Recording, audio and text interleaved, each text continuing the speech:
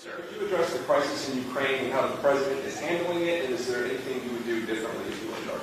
Well, I said the other day that if you look at what's going on in someone like Vladimir Putin, I analogize him to basically an authoritarian gas station attendant.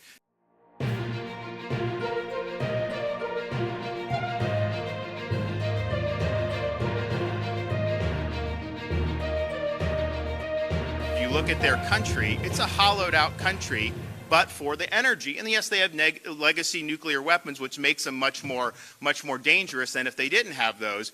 And so he's in a situation where his ideology, I think, is try to reassemble some of the lost glory of what they had. Now, the Soviet Union was not a glorious entity. I mean, this was one of the most evil regimes in modern history, and the result was a lot of deaths because of Soviet communism and Chinese communism in the 20th century. But his view is that the dissolution of the Soviet Union was a bad thing, and so he's being fueled because America's not serious about energy independence right now, and Europe is not serious at all. So Europe is funding this guy, so he has the ability now to go in and flex muscle. When I was in Congress under President Trump, we funded a lot of weapons for Ukraine to be able to defend themselves. I think that has helped them put up a fight. I think that they've done better than a lot of people thought. Nevertheless, they're putting a lot of machinery, a lot of heavy equipment inside that country.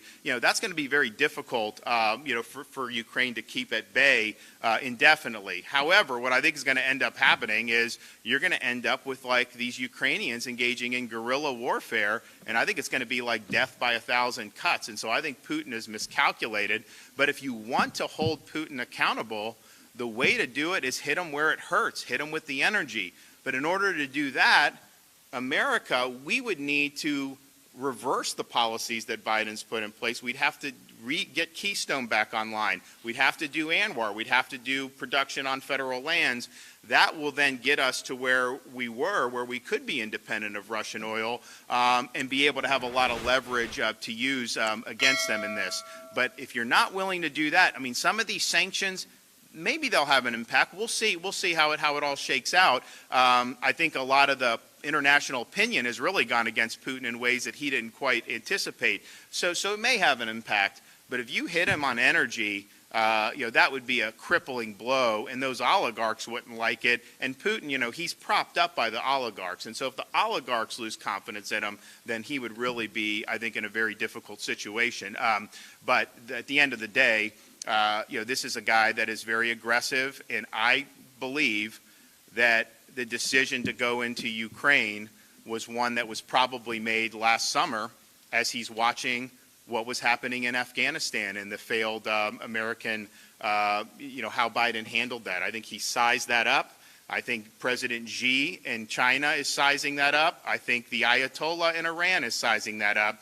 And so I said you're going to have a lot of turmoil over the next 3.5 years, and unfortunately that's being proven correct. But hitting him where it hurts is really what you need to do to be able to really show that this was a big error in judgment. I think he miscalculated anyways. I don't think this is going to work out for him the way that he wanted to. And when you see people that are willing to fight, I mean, it's inspiring to see these people just grab rifles who are civilians and going out there and fighting to ward off a Russian army.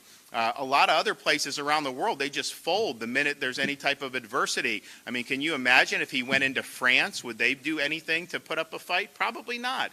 And so those folks, are stepping up. But there's a lot of problems, I think, between now and then. And I think, unfortunately, it's going to end up very, very ugly over the next weeks and months. Okay, thank you, guys. Appreciate it.